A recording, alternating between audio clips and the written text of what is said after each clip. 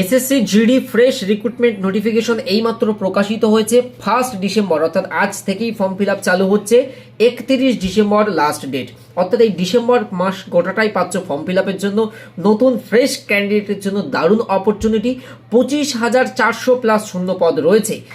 তাই এসএসসি জিডির যারা ক্যান্ডিডেট এবং তোমাদের যাদের ড্রিম এই বিভিন্ন ডিপার্টমেন্টে যাওয়ার জন্য জিডির মাধ্যমে, তোমাদের এটাই কিন্তু গোল্ডেন অপরচুনিটি।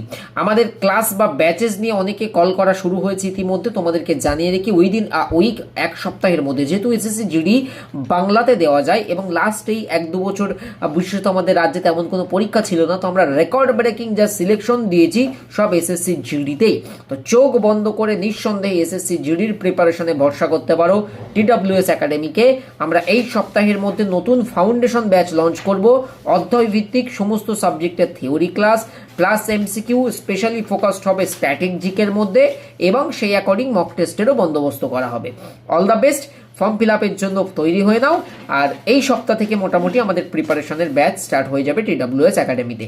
বন্ধুদের সঙ্গে শেয়ার করে দেবে যারা এসএসসি জিডি নিয়ে আগ্রহী, যাতে কি তারা ব্যাচ কানেক্ট করে প্রিপারেশন শুরু করতে পারে। ধন্যবাদ।